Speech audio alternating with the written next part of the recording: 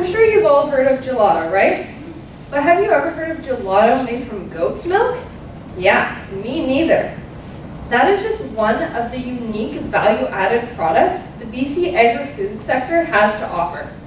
Thank you, Madam Chairperson. Good afternoon, honorable judges, friends, families, guests, and fellow 4-H members. This weekend, I had this opportunity to visit 3 extremely unique farms that all had their own version of unique value-added products. First, we visited the Milliner Valley Cheese Farm. Now, you'd think the cheese comes from cow's milk, cheese. But when I got there, I was delighted to see that the cheese farm was a goat farm. Goats are my absolute favorite. All my years of 4-H, I've always done goats. So I was extremely excited to see the uniqueness of a goat farm. The amazing part of this goat farm is that all the cheese was processed on site. They had all their own pasteurizing, and the family who owned the farm had owned it for 6 generations. The woman of the farm produced all her own cheese on site. She created milk, cheese, chev, which is a version of soft cheese, and then made it into even more unique products like gelato and cheese curds. Value-added products are products that are taken from a raw material and made into something a little bit better that you can sell for more money. So taking, for example, goat's milk, which is worth maybe $5, into cheese that's now worth $12. The amazing part of this farm is that it started off as a small hobby farm, something I'm extremely familiar with. I never realized growing up on a small hobby farm that you could take something from being so small into adding value to your products and make it so big. Now when I say big, I don't mean huge like a commercial dairy farm, but I mean bigger, where they had a small customer base, where they got to know their customers on a name-to-name basis. They were able to take their products, produce more of them, and produce them for a higher value. This leads me to the next farm that we visited, which was the Bog Riverside Cranberry Farm. Cranberry farms are extremely interesting. Did you know that they harvest the cranberries using water?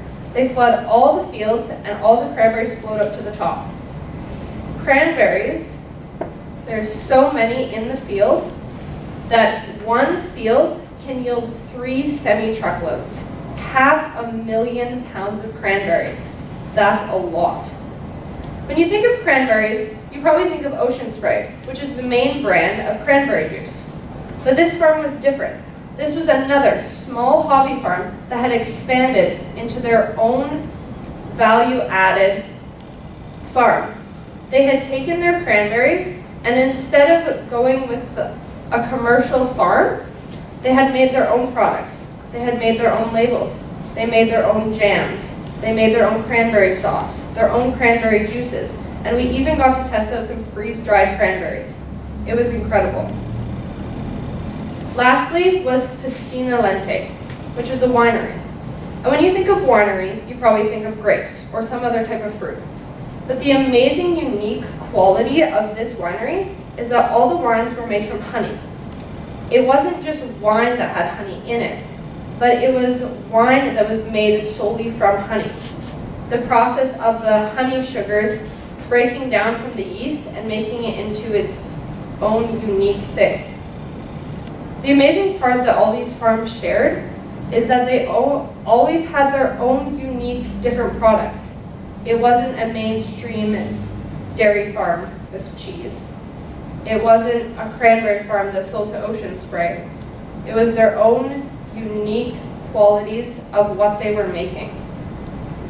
The value-added products from Festina Lente, they explained to me that they made all their own honey on their farm. It was a land-based winery, so they were able to take the honey from their bees, and normally they would be able to sell the honey for $14 for 1 pound of honey. But when placed in the wine, each bottle contained about half a pound of honey, so they were able to sell that bottle for $26. So with 1 pound of honey in each bottle, they could then make $32, and so increasing their value. The amazing part about all these farms is that farming isn't just a lifestyle, it's a labor of love. And all these farms were able to show to me that just because you're a small hobby farmer and you love what you do, it doesn't mean you can't make it big in not the huge big sense, but still the little big sense where you're able to add value to your own products. And it's not just about adding value to the money value. It's about adding value to families. All these farms were multi-generational farms. They added value to their families by continuing it through the legacies of their farms. They added value to their families because they were able to teach their kids these skills that they were then able to bring into their lives. So someone else is able to take over the farm later. They added value into their communities by creating a small customer base that would come back regularly and creating a small customer base with markets and different outings that everyone knew this is grown locally. I don't have to worry in case there's a food shortage or anything that I'm not going to get what I need. And they were able to create value into the agri-food sector because it wasn't just a mainstream product. It was something that was smaller and that they were able to add value into the agri-food sector. And the important thing about all these value-added products is that growing locally, the roots run deep.